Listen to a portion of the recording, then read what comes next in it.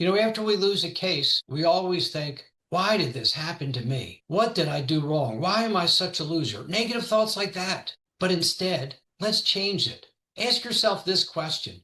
What can this experience teach me? What can I learn from this? Because if we change our mindset from beating ourselves up and looking at some unfortunate accidental event that destroyed our day, think about what we can learn, what the lessons are. Welcome to the Free Lawyer Podcast. I'm your host, Gary Miles. It was 3 a.m., tossing and turning in bed.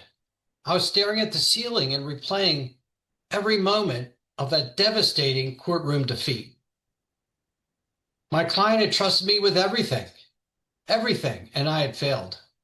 The verdict felt like a punch to my gut, and the whispers of self-doubt grew louder each day. I felt like a failure, and that everyone knew it. If you're a lawyer listening now, you've had your own 3 a.m. moment, that case that got away, that motion that backfired, that client who left. But here's what I've learned in my 40 plus years of practice. Those moments do not define us. They refine us. Today, I'm going to show you how the most successful attorneys transform career setbacks into million-dollar victories. And you stick with me for 15 minutes. I'm going to give you 7 tips on how to turn those setbacks into greater successes. One of the hardest things for we lawyers is dealing with our setbacks. We may be very successful. Most of what we do may turn out well. I myself did trial work. I was a litigator. Every time I tried a case, there was going to be a winner and a loser. And the other lawyer might be very competent, and he might be trying hard, and I'm competent, and I'm trying hard, and we may do our best, but one of us is going to lose. That's just the fact of it. And when we lose, so many of us, and I know I sure did, we beat ourselves up. We don't look at ourselves as just losing a case, but we look at ourselves as failures as attorneys, and we do ourselves a great disservice. Because I'll show you how that really damages us professionally and personally. When I lost that big case, one which I thought I'd won, I fell into this loop of self-criticism, endless self-analysis, criticizing what I had done and what I had done wrong, beating myself up because I had not tried a different approach. And the reality is sometimes we can do the right thing and it just doesn't work out right. That happens. But I tend to awfulize things. I tend to put all the blame on myself. And I ruminate and fixate, and it was an endless cycle, an endless loop of self-criticism and beating myself up. And that self-pity can be very damaging to us. It creates stress and anxiety. It destroys our confidence. But it distracts us from moving on to the next case, and even on in that same case. We have a hard time focusing on what we have to do. Sometimes I've felt separated from my family because I felt less than. And it affects our interactions with our clients. After one of those losses, my mentor, and he was an incredible trial lawyer, he told me, ask myself 3 questions. And these 3 questions saved my practice. And I encourage you to write these down or save them somewhere because they'll come in very handy for you. And the 3 questions are, what exactly went wrong and why? What went wrong and why? 2, what will you do differently next time?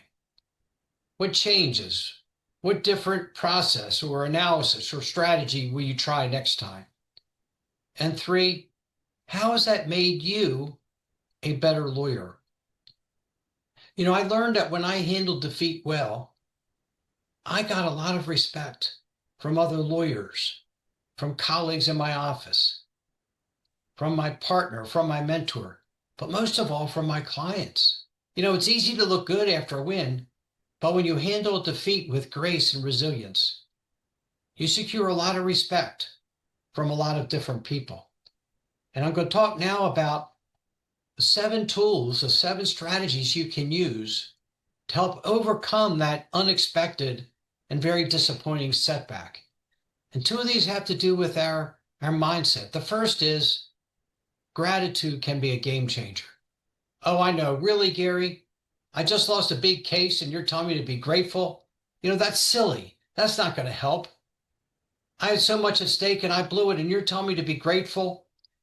I remembered after one of those losses the next morning, thinking that while that case didn't work out well, it wasn't the end of the world. I thought about the case. I wrote down 3 things that worked right for me.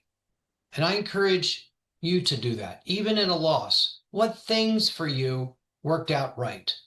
What did you bring to the table for your client that was positive? What decisions did you make that worked out well? And I encourage you to keep a wins journal. Even on days when things don't seem to go well, pick out the things that day that you did well.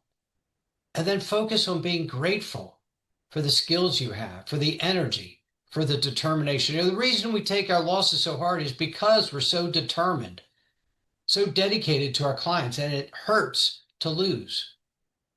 But be grateful for who you are, for your expertise, your experience, your training, your talent, and your unique skills. And if you keep a wins journal every day, and even on days you're losing, write down things that worked out well, things that you won, motions that you won, a new client that you got, whatever it might be. The second strategy is to reframe your thoughts. After we lose a case, we always think, why did this happen to me? What did I do wrong? Why am I such a loser? Negative thoughts like that. But instead, let's change it. Ask yourself this question. What can this experience teach me? What can I learn from this? Because if we change our mindset from beating ourselves up and looking at some unfortunate accidental event that destroyed our day, think about what we can learn, what the lessons are. And then I encourage you to keep a separate journal or a document on your computer that you'll call lessons learned.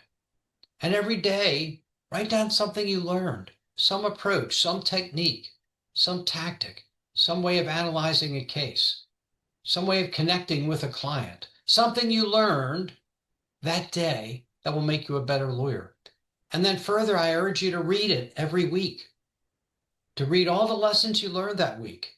It will not only fortify them, but you'll learn that from every experience you have as a lawyer, there's something you can learn from it. There's some way you can grow. There's some new strategy or technique or approach that you can utilize in the future that will make you a better lawyer. And then I have a couple practical strategies. And this is tip number 3. Let go of that self-pity. I remember I had an employment case in federal court. The other side was the biggest, most powerful firm in Baltimore. I thought I had a good case. I had a lot of inferences on my side, and the other side filed a motion for summary judgment. I worked so hard in opposing that. I spent hours and hours, and to my way of thinking, it was clearly not a summary judgment case because of all the issues about intent. But I lost that motion. My client's case was thrown out of court. And I was crushed. And I spent weeks obsessing over what could I have done differently? How could I have served my client better? Why did I lose? The funny thing is, I learned a couple years later that same judge that I was before had granted summary judgment to every employer in every employment law case he ever had and granted summary judgment against the employee. So maybe I didn't have much chance. But at the time, I beat myself up terribly. And I kept obsessing over it. I kept replaying it in my mind. Should I have not taken the case? Should I have done something differently? What should I have done? And so, give yourself 30 minutes to just wallow in self-pity.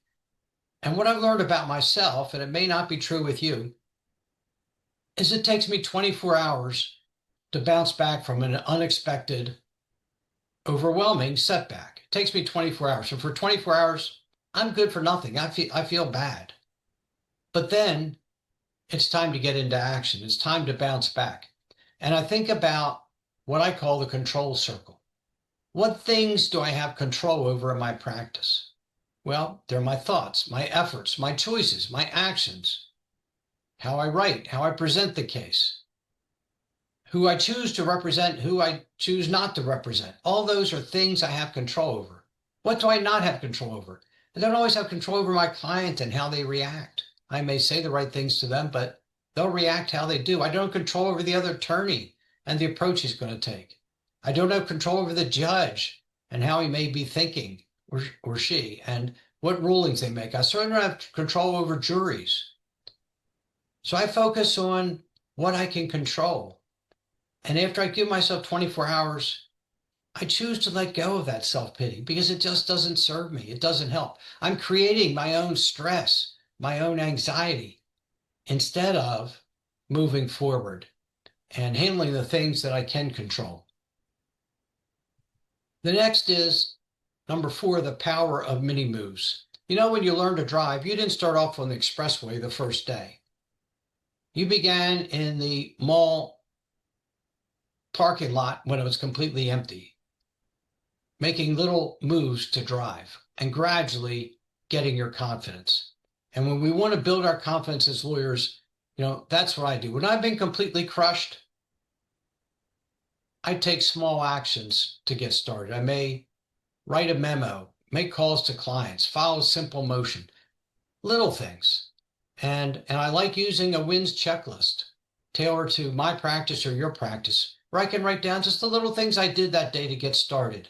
So when you feel stuck and overwhelmed with that self-pity, that self-criticism, that blame, think of just some little things you can do to get started in your practice. Little steps, little actions, small pleadings, calls to clients. So you start getting started, rebuilding your confidence and rebuilding your momentum. And, actually through your setbacks, you can build stronger relationships. And number 5 is the client trust multiplier. It's so easy when we lose a case to think we've lost a client for good. And I know I always feel good about my relationships with my clients after wins, but after losses, sometimes we have a tendency to hide the result, to understate it, to misstate it, to cover it up. We may refrain from calling the client, and those things don't help. But I found instead that being authentic and transparent, when we encounter those setbacks, can really deepen our relationships, actually much more so than the resounding victory. And I have a strategy of using what I call the 3 R's: report, respond, and reassure. Report to the client what happened. Let them know. Don't sugarcoat it. Don't understate it. Respond with what steps we're going to take as a result. And then reassure the client that while that was a setback, that's not the end of the game. And while we were disappointed, we have a strategy, and we're going to move forward with it, and we're confident about our success, even if we didn't get the outcome we wanted right then. Number 6, build your success squad. It's so easy to be isolated as a lawyer, and particularly if you're in litigation or other areas where there are winners and losers. It's important to move from isolation to seeking support. Find supportive colleagues, friends, lawyers in your firm, your mentor, someone who you can share your feelings with after that disappointing setback.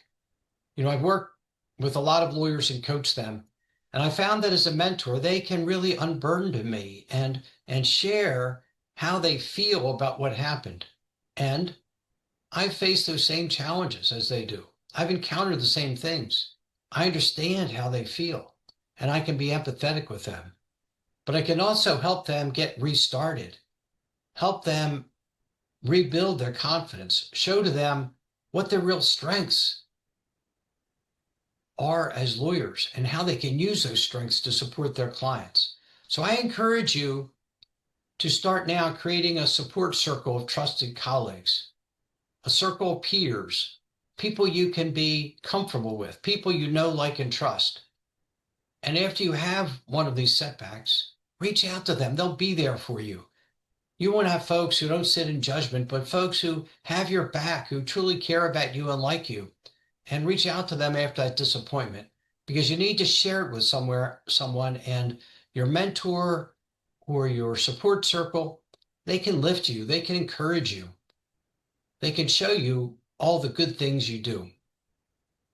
And number 7, and you may think this is a little goofy, it truly isn't, is mindfulness. Sometimes we can get just stuck in our own self-thoughts, our own self-criticism. But I found taking 5 to 10 minutes today to mindfully reflect, or to meditate if you prefer that word, really helps us to clear our mind, to focus on the present, to be connected to the world around us. And it really helps. You'll have better focus during depositions, clearer thinking in court.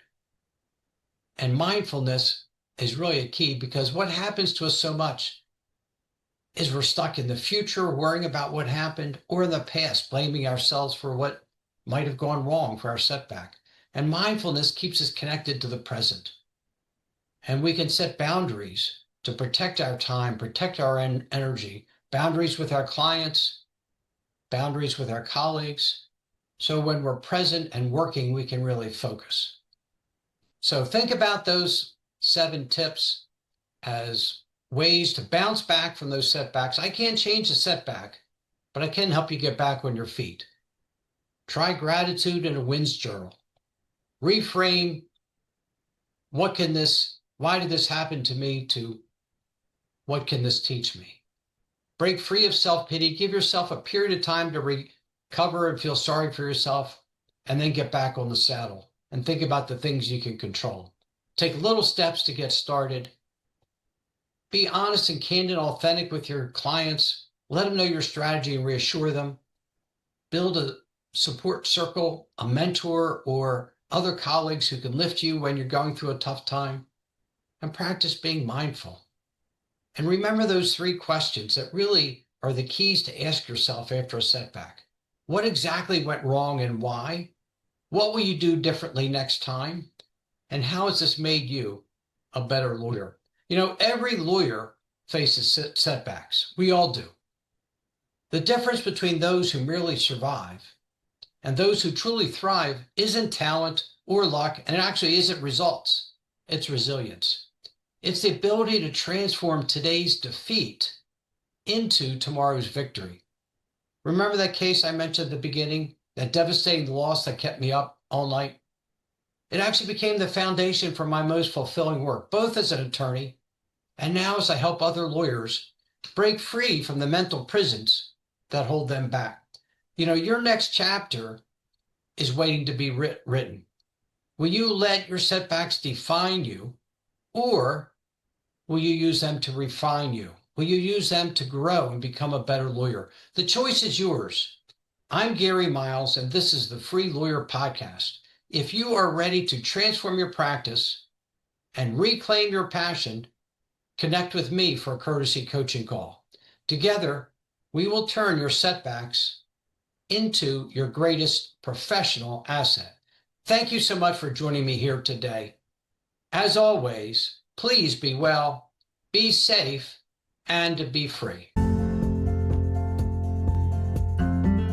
Thank you so much for listening to today's episode of the Free Lawyer Podcast. Wherever you are listening, if you enjoyed what I shared, please leave me a rating and review. I would appreciate hearing more about what you like best and what topics you might like me to cover in future episodes.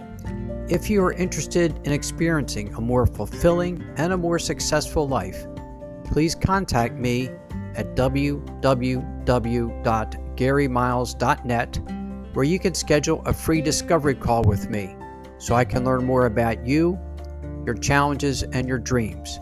I appreciate each and every one of you, and have a great rest of your day. Thanks to all of you for your support.